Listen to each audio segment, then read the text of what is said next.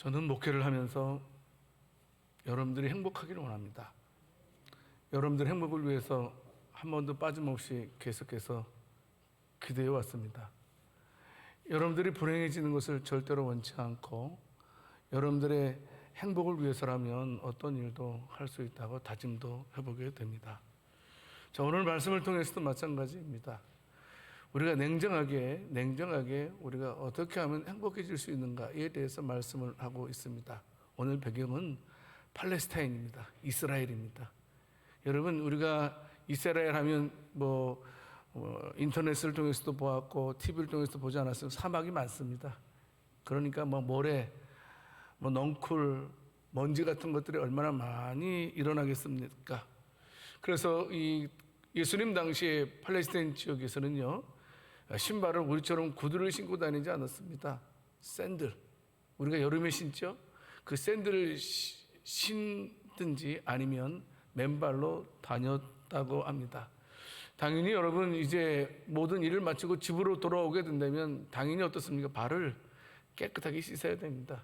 깨끗하게 씻지 않으면 위생적으로도 문제 있고, 그리고 또 이제 발에 묻어있는 그 온갖 더러운 먼지들이 이제 이곳저곳을 더럽히기 때문에 반드시 집에 들어오게 되면 발을 씻는 것이 그들의 풍습입니다. 특별히 이제 집안에 손님이 왔을 때도 마찬가지입니다. 집안에 손님이 왔을 때로 이제 주인은 종을 시켜서 그 손님의 발을 정성스럽게 닦아주게 하는 것이 바로 일반적인 관례였습니다. 오늘 본문에서도 물론 이제 요한복음 13장 전체를 보게 되면 어떻습니까? 제자들과 예수님은 외출을 하셨다가 만찬의 잔치에 들어오게 됩니다. 집에 들어오셨죠? 그럼 어떻게 해야 됩니까? 발을 씻으셔야 됩니다. 그런데 그 장소에 종이 없었던 것 같습니다. 누구 하나 예수님의 신발을 벗겨주시고 발을 씻길 만한 사람이 없었던 것 같습니다. 그렇다고 해서 제자들이 나서서 예수님, 제가 예수님의 발을 씻겨드리겠습니다 라고도 하지 않았습니다. 사실 왜 제자들이 선뜻 나서지 않은 이유는 뭐냐 하면 그 당시에 사람들이 나갔다 들어왔을 때 발을 씻겨주는 것이 종들이었는데 보통 손님들의 발을 씻기는 일은 유대 사회 가운데서 종들 가운데서도 가장 천한 종들이 했던 일이 손님들의 발을 씻겨주는 일이었다는 사실입니다. 하기 싫은 일입니다. 내가 누군가의 발을 씻겨준다는 말은 내가 종 중에서 가장 천한 종입니다. 나는 함부로 해도 됩니다. 이런 의미를 담고 있기 때문입니다.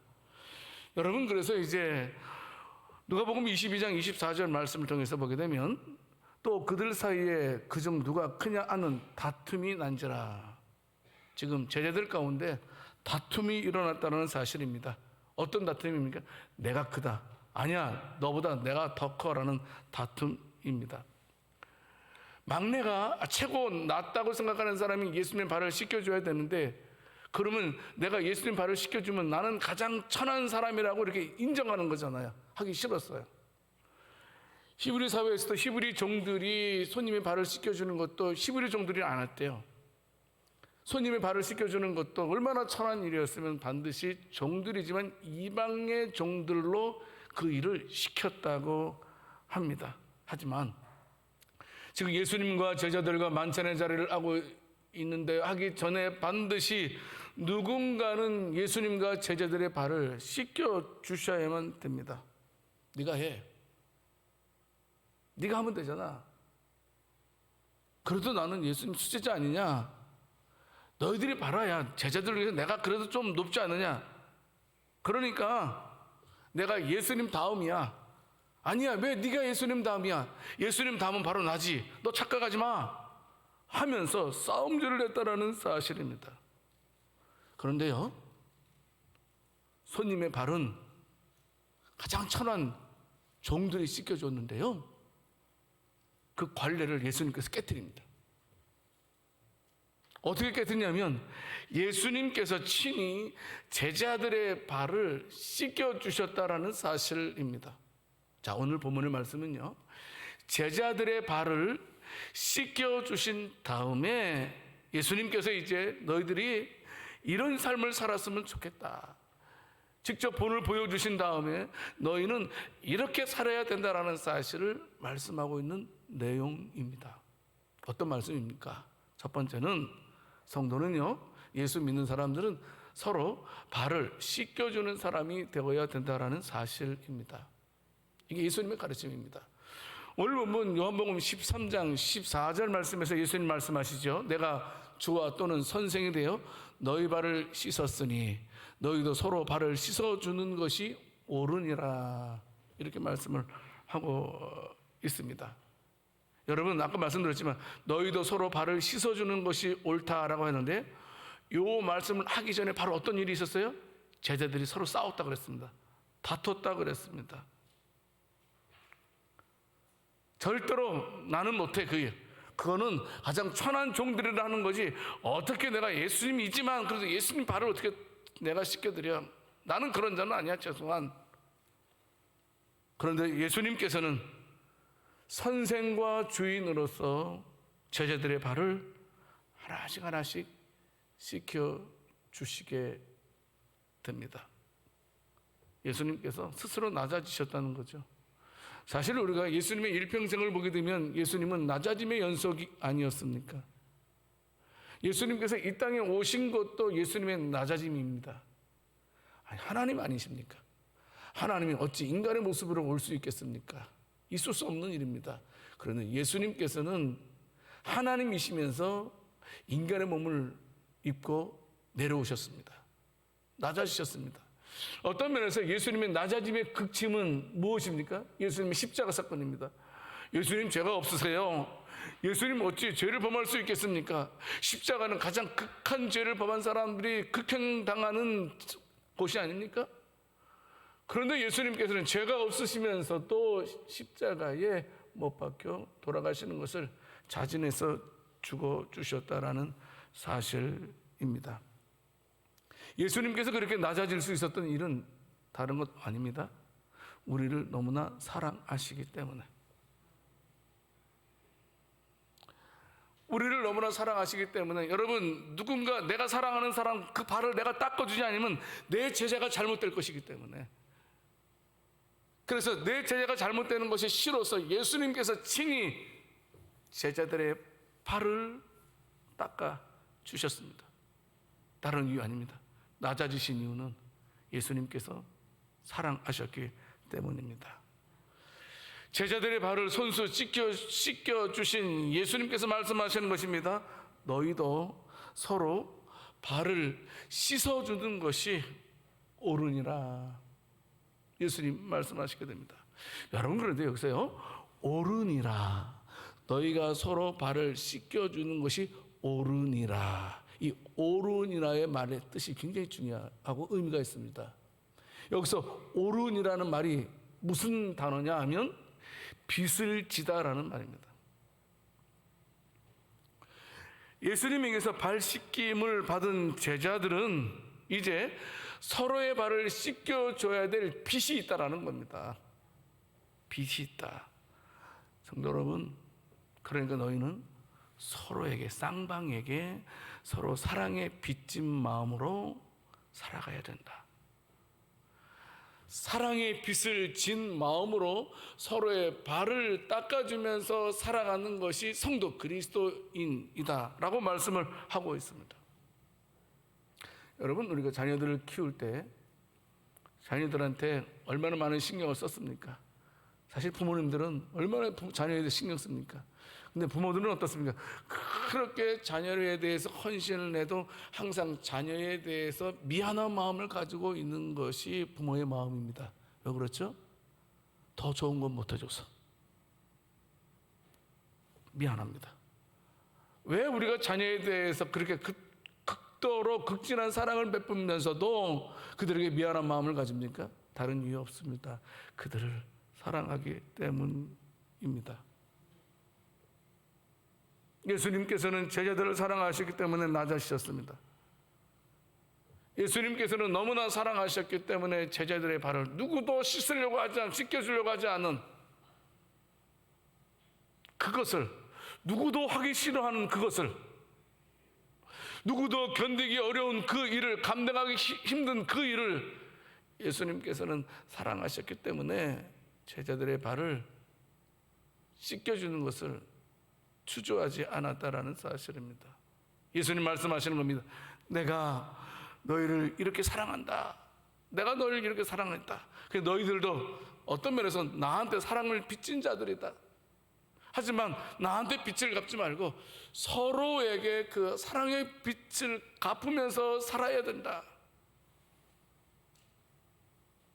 성도 여러분, 그런데요, 예수님께서 제자들의 발을 씻겨주셨다 그랬습니다. 여러분, 그런데 예수님께서 제자들의 발을 씻겨주실 때의 제자들의 모습은 어떤 모습이었을까요? 사실요, 여러분, 제자들은요, 예수님의 그 크신 사랑을 받을 만한 자격이 하나도 없는 자였습니다. 그렇지 않았습니까? 보십시오. 지금 예수님 앞에서 막 싸우기를 하는 자들입니다. 네가 잘나느니 내가 잘나느니.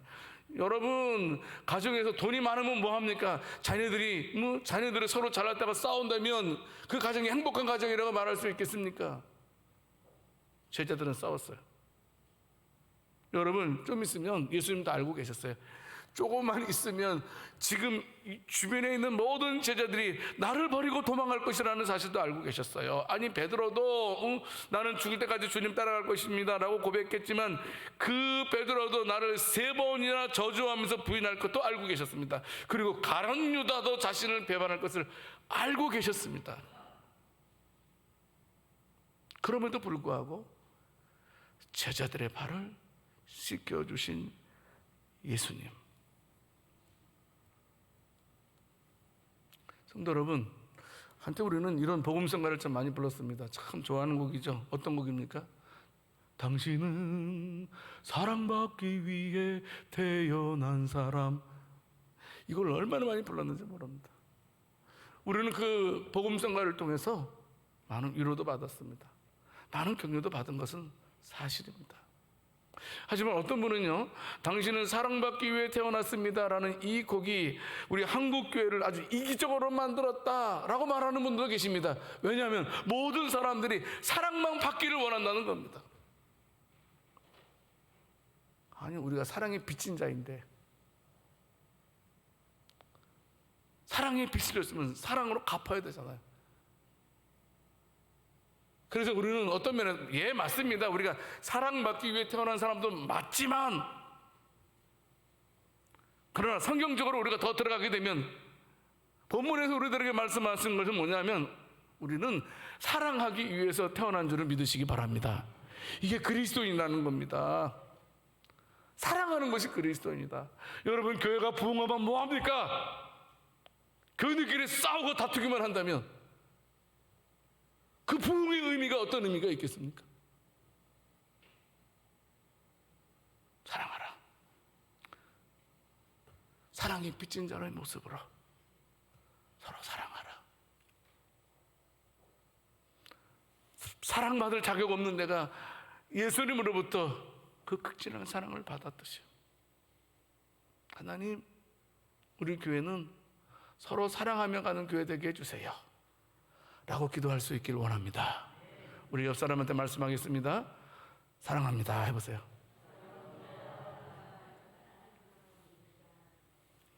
여러분, 사랑해야 됩니다. 사랑이 교회의 본질입니다. 왜? 하나님의 본질이기 때문입니다. 이거 놓치면 다 놓치는 겁니다. 엘리 프롬이 사랑의 기술이라는 그런 책을 간단하게 적었는데요, 제가 그걸 읽으면서 느낀 것은 뭐냐면 요한복음 10장을 배경으로 해서 쓴 것이 아닌가 싶습니다. 사랑에 대해서, 사랑의 방법에 대해서 이렇게 말하고 있습니다. 사랑은 뭐냐?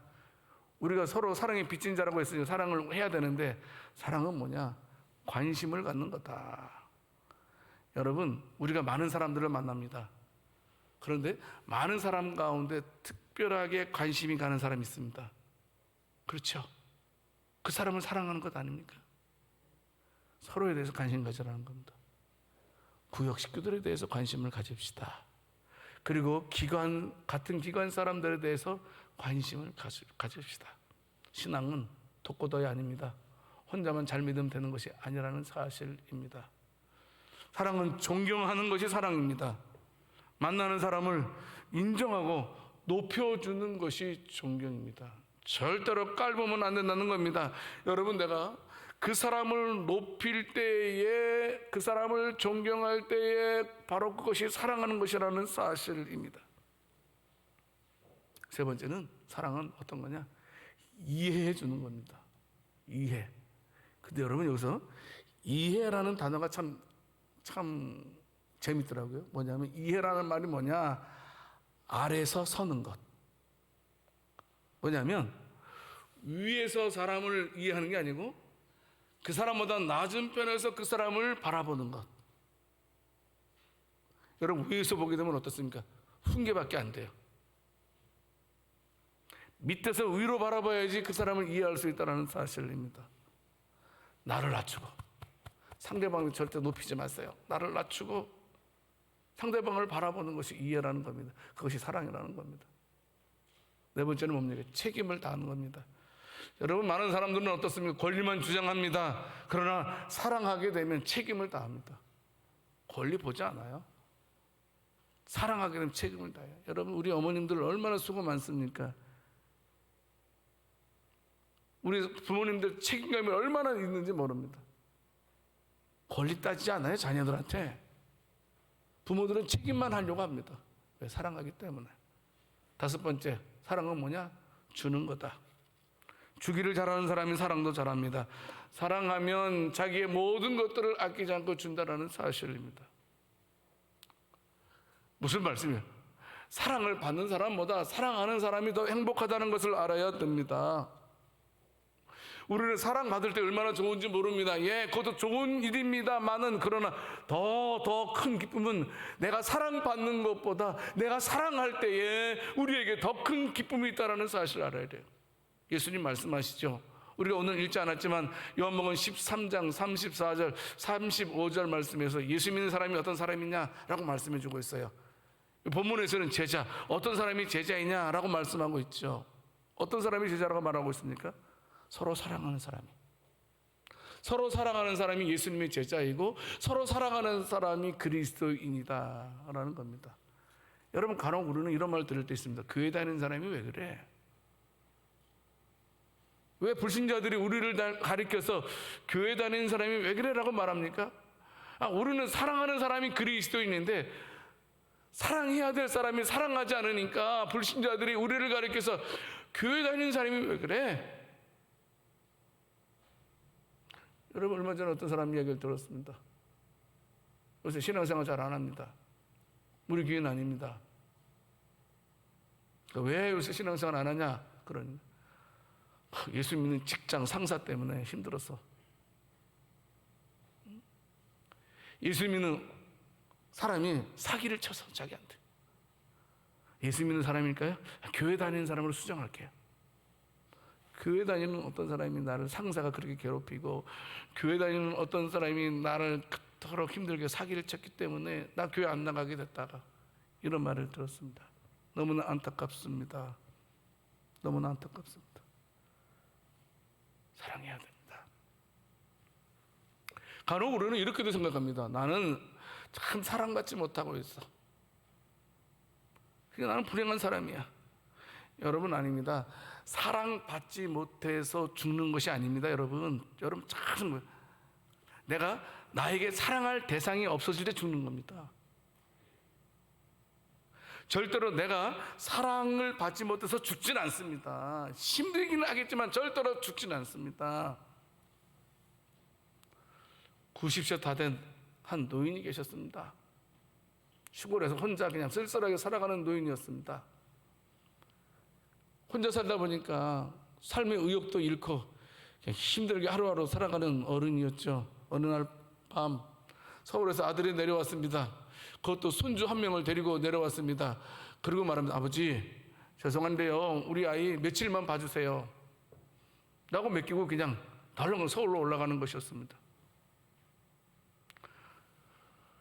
그때부터 할아버지가 얼마나 힘썼는지 모릅니다. 에이, 귀여운 손주가 얼마나 귀여워요. 그 손주한테 밥을 먹여야 되잖아요. 그러면 할아버지가 일어나서 일찍 또 밥도 해야 됩니다. 손주 또 2학년 맛있는 거 먹이고 싶어서 또 그냥 어렵사리 반찬도 만듭니다. 또 손주가 죽게 자면 안 되지 않습니까? 그냥 땔감도 구해옵니다. 그리고 또 그냥 쉽게 할 수 있는 씨앗도 뿌리고 채소도 깎고 장도 담그고 또 우리 손주가 좀 다치지 않도록 하기 위해서 집수리도 하게 됩니다. 그러니까 이 할아버지가 이 손주 때문에 얼마나 신나는지 모릅니다. 그래서 아이고 손주가 너무 이쁘니까 또 손주도 또 공부도 시켜야 될 거 아니에요. 또 하다못해 학원도 하나 보내야 될 거 아니에요. 그러니까 이 할아버지가 전에는 혼자 지내던 그 할아버지가 이제 손주를 위해서 돈을 벌려고 이제 일도 합니다. 농작물도 가꾸게 됩니다. 시장에 나가서 팔기도 했습니다. 왜냐하면 내 사랑하는 손주를 학원 하나라도 보내야 되니까 그냥 너무나 그냥 힘들지만 그래도 막 하고 싶은 거예요. 왜냐하면 내 손주가 학원 갔다 오면 공부하는 거 보면 얼마나 기쁩니까? 힘들지 않았습니다. 시간이 번개처럼 지났습니다. 하루하루 얼마나 바쁘게 지났으면 바로 어연 3년이 지났습니다. 3년을 그냥 눈꽃 뗄 수 없이 손주를 위해서, 그 이쁜 손주를 위해서 수고했습니다. 3년이 지난 어느 날 아들이 내려왔습니다. 아버지 죄송해요. 제가 여차여차해서 그때 약속을 지키지 못했어요. 그래서 우리 아이를 아버지에게 부득이하게 맡길 수밖에 없었어요. 하지만 지금은 제가 성공했어요 하면서 아버지한테 이 두툼한 돈 뭉치를 주고 이제 그 다음날 새벽에 손주를 데리고 갑니다. 여러분, 그럴 때 손주가 없잖아요. 저는 손주 때문에 밥도 하고 빨래도 하고 그게 막 살아 움직였는데 손주가 없으니까 밥도 하기 싫었어요. 끼니도 그냥 거르게 됩니다. 그 전에는 막 그냥 손주가 오면 막 청소도 해야 되고 뭐 여러 가지 막 하는 일도 많았는데 이제 혼자뿐이니까 이제 뭐 할 일도 없어요. 그냥 마냥 방에 누워만 있었습니다. 여러분, 그런데 그 할아버지가요, 손주가 떠난 지 2주 만에 천국 갔답니다. 성도 여러분, 사람들은 생각합니다. 사랑받지 못해서 죽는다고 말을 많이 합니다. 그럴까요? 냉정하게 말하면 사랑할 대상이 없어질 때 우리가 죽는 겁니다. 이거 알아야 됩니다. 사랑할 대상이 있으면 죽을 이유 없잖아요. 왜 지금 내가 사랑해야 되니까. 여러분, 그렇습니다. 예수님 생각해 보세요. 예수님 참 기가 막히지 않습니까? 예수님 십자가에 죽으셨잖아요. 근데 사랑하셨어요. 왜 살아나셨는지 아세요? 왜 부활하셨는지 아세요? 우리를 사랑하기 위해서. 우리를 사랑하기 때문에 죽으셨던 그분이 다시 부활하셨어요. 부활하신 이유가 뭐냐면 우리를 사랑하기 때문에.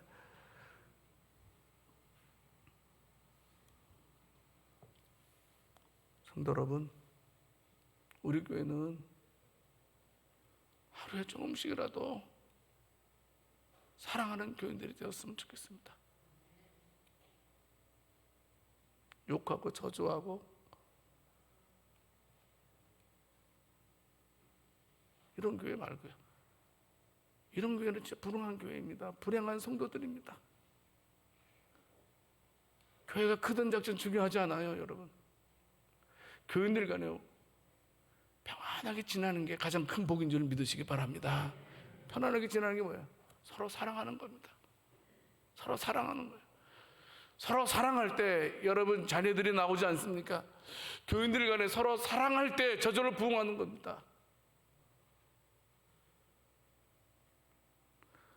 요한복음 13장 17절 말씀에 여러분 뭐냐면 그 누구도 하기 싫은 그 더러운 발을 씻겨주는 것이 부끄러운 것이 아니라 영광스러운 일을 말씀을 하고 있습니다. 너희가 이것을 발을 씻겨주는 것을 알고 행하면 복이 있으리라. 너희가 그것을 깨달았으면 좋겠다. 누구도 하기 싫은 일을 갖다가 기쁨으로 행할 때에 그것이 너한테 복이 된다라는 겁니다. 이걸 알았으면 좋겠다. 그리고 행했으면 좋겠다는 겁니다. 알고 행하면 너희가 그것을 알고, 그 가치를 알고 우리가 서로의 발을 씻겨주려고 할 때 그것이 얼마나 큰 복인지를 알았으면 행하라. 여러분, 그래서 알고 행한다라는 말 있죠. 이게 뭐냐면 문법이라는 게 있어요.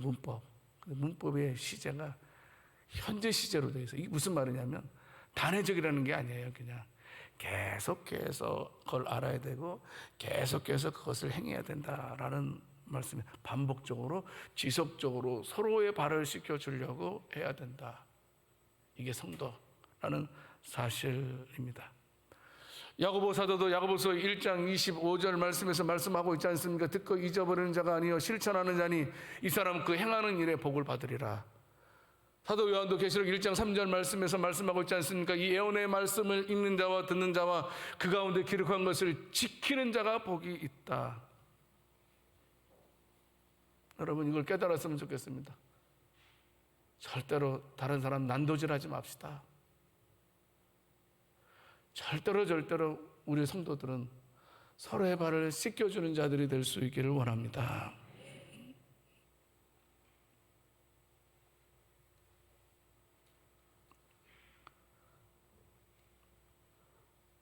성도 여러분, 너무나 중요한 말씀입니다. 요한일서 4장 21절 말씀을 통해서 보게 되면 우리가 이 계명을 주께 받았다라고 이 계명이 뭐예요? 하나님 사랑하고 이웃을 사랑하는 계명입니다. 여러분, 그런 계명이라는 뜻이 뭡니까? 하나님께서 주신 명령이라는 뜻이더라고요. 명령. 명령에는 옵션이 없어요. 행하는 거예요. 명령 불순종하면 안 되잖아요. 행하는. 근데 예수님께서 명령하신 뭐예요? 하나님 사랑하고 내 이웃을 사랑하라. 발을 씻겨줘라. 라는 말씀이라는 겁니다. 성도 여러분, 서로 사랑하는 우리 교회가 될 수 있기를 원합니다. 어떤 일이 있더라도 사랑을 깨트리는 그런 행위가 없었으면 좋겠어요. 더 분위기가 좋아지려고 더 사랑하려고 해야지, 분위기 깨트리는 말도 함부로 해서는 안 됩니다. 많은 분들이 말에 대해서 조심성이 없어요. 그리고 또 말을 하고 또 잊어버려. 또 자기는 무슨 말 했는지 모르고 잊어버려. 그 말을 들은 사람은 평생 그냥 가는데, 어떻게든지 우리 교회는 살리는 말, 생명의 언어, 서로의 발을 씻어주는 살아있는 교회, 칭찬받는 우리 교회가 될 수 있기를 살아계신 주님의 이름으로 축원합니다. 한 가지만 더 말씀드리겠습니다. 두 번째는, 성도는 나쁜 것에 대해서는, 그 고리를 끊는 것에 대해서 우선적으로 하는 사람이 있어야 된다라는 사실입니다. 오늘 요한복음 13장 15절 말씀에서 말씀하고 있습니다. 예수님께서 제자들의 발을 씻겨주신 것은 본을 보여주시기 위해서 행하셨다라고 말씀을 하고 있습니다. 예수님께서 어떤 본을 보이셨습니까? 선생들은 절대 닦아주면 안 돼요. 주인들은 절대 발을 씻겨줘서는 안 돼요. 이게 바로 일반 상식입니다. 관념입니다. 근데 예수님께서 이것은 나쁜 관념이라 이거예요. 나쁜 관례라 이거예요. 그래서 예수님께서 손수 친히 이 나쁜 관례를 깨트리는 일에 선두적으로 일해 주셨다라는 사실입니다. 성도 여러분, 제자들은요, 어떤 면에서 자라난 배경이 같은 곳에서 자란 사람도 있지만 배경이 다 틀립니다. 그렇지 않습니까? 그러다 보니까 제자들도요, 어땠습니까? 항상 그 모이면 서열 문제 때문에 막 다퉜던 것 같아요. 내가 높으니 네가 높으니 까부지 마.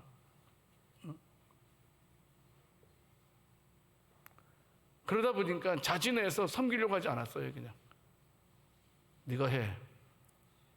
그런데 그런 관습이 얼마나 잘못됐다는 것을 예수님께서 아시고 친히 예수님께서 그 관습을 친히 깨뜨렸다라는 사실입니다. 성도 여러분, 누군가 먼저 결단하고 일을 행하는 자들이 필요하다는 겁니다. 좋은 것을 깨뜨리면 안 되고요, 나쁜 것을 그 연결의 꼬리를 끊는 일에 대해서는 누가 해야 되느냐? 내가 해야 된다라는 겁니다. 내가 먼저. 그래서 바울은 로마 교회를 가리켜서 로마서 12장 10절 말씀에서도 말씀하고 있지 않습니까? 네가 먼저 해. 서로 먼저 하자. 자, 따라서 해보세요. 네가 먼저 해. 이거는 틀린 말이에요. 어떤 게 맞아요? 제가 먼저 하겠습니다. 따라서 제가 먼저 하겠습니다. 목사님이니까 목사님 먼저 하세요. 장로님이니까 장로님 먼저 하세요. 집사님이니까 집사님 먼저 하세요. 이렇게 하지 말아라는 겁니다. 내가 먼저. 내가 먼저. 사실 요한일서 4장 19절 말씀에서도 어떻습니까? 하나님께서 먼저 우리를 사랑해 주셨다라고 말씀하고 있지 않습니까? 어느 누구도 하나님을 먼저 사랑한 사람 이 세상에는 한 사람도 없습니다. 하나님께서 먼저 우리를 사랑해 주셨습니다. 그래서 독생자 예수 그리스도를 이 땅에 보내주셔서 십자가에 죽게 하심으로 그 사랑을 확증시켜 주지 않았습니까? 비로소 우리가 그분을 사랑할 수 있게 된 것입니다. 경제학 용어로서 빅푸시라는 말이 있어요. 빅푸시 이론, 크게 밀다라는 말. 예를 들면 쉽게 말씀드리면 경제학에서 뭐냐면 어떤 일을 하기 위해서 먼저 해야 될 일이 있다는 거예요. 그래서 그 빈곤의 악순환을 갖다가 이렇게 끊기 위해서는 먼저 사업이 있어야 돼요. 예를 들면 우리나라 같은 경우는 경제개발 몇 개년 계획 이런 거 있었잖아요. 그리고 미국에도 댐 같은 거 먼저 짓잖아요. 먼저 공항이 왔을 때 이걸 극복하는 방법은 먼저 선제적으로 댐을 만든다든지 이런 것을 해가지고 생산과 소비를 해서 그 빈곤의 악순환을 끊어버리는 게 빅푸시 이론이에요. 이 빅푸시 이론을 가리켜서 또 펌핑 이론이라고도 해요. 펌프질. 여러분, 여름에 그 펌프질에서 그 등록해 본 적 있죠? 저도 해본 적 있어요. 얼마나 시원하며 정신이 바짝 나지 않습니까? 근데 여러분, 이 펌프에서 물이 안 나올 때 어떻게 해야 돼요? 펌프에서 물 안 나올 때 어떻게 해야 되죠? 물을 넣어야 돼요. 그런데 그 물을 누가 넣어야 돼요? 그 물을 누가 넣어야 돼요? 목사님이 넣어야죠. 누가 넣습니까? 이렇게 말하는 거예요. 이렇게 하면 안 된다는 겁니다. 장로님이 넣어야죠. 이거 괜히 잘못됐습니까?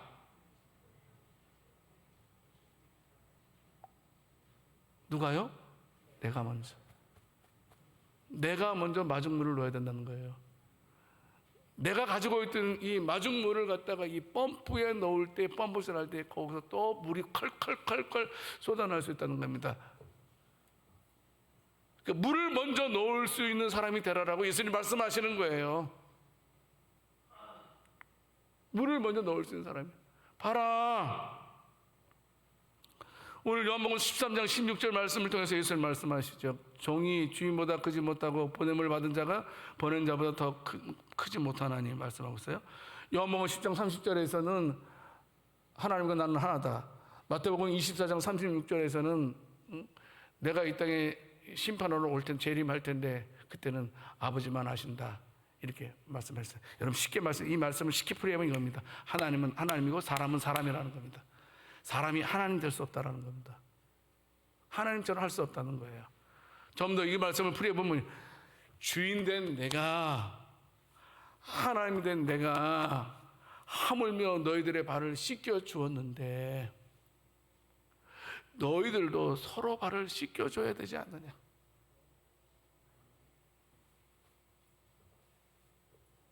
성도 여러분, 그런데 우리는 어때요?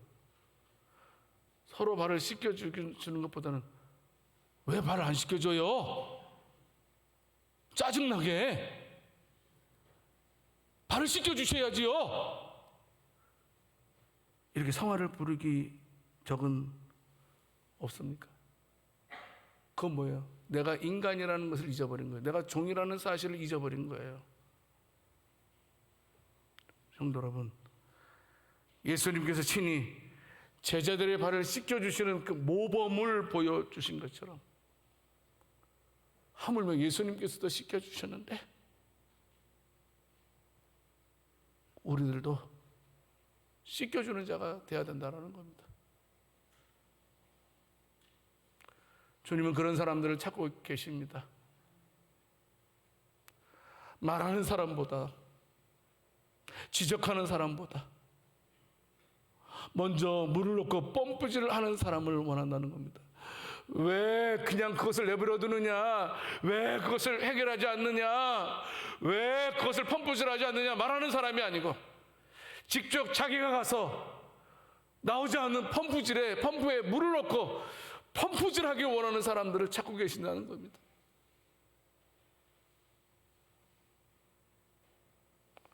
그럴 때 우리 교회가 은혜로운 교회가 되는 겁니다. 한번 따라서 해보겠습니다. 이제부터는 펌프에 넣을 물을 제가 넣고 펌프질 하겠습니다. 믿습니까? 믿습니까? 그게 행복입니다. 그래야지 그리스도인으로서 행복감을 누릴 수 있다는 거예요. 기쁨을 누릴 수 있다는 거예요. 여러분들, 제가 서두에서 말씀드렸지만 저는 여러분들이 행복하길 원해요. 신앙생활하면서 힘들고 이 땅에서는 힘들고 어려워도 그리스도인만이 누리는 행복을 누려야 되잖아요. 그렇지 않나요? 그러기 위해서는 어떻게 해요? 서로 발을 씻어주자. 받은 사랑 기억하고 내가 받은 사랑이 얼마나 큰 사랑인지를 깨닫고 서로 발을 씻어줄 때 하나님께서 우리 교회의 저와 여러분들의 모든 것들의 행복을 회복시켜 주실 줄 믿습니다. 아무쪼록 우리 교회는 서로 발을 씻어주는 아름다운 교회가 될 수 있기를 살아계신 주님의 이름으로 축원합니다. 하나님 아버지, 겸손한 모습으로 사랑이 빚진 모습으로 서로 섬기면서 살아가는 우리 교회 되게 해 주시옵소서. 감사드리고 우리 주 예수 그리스도 이름으로 기도드립니다.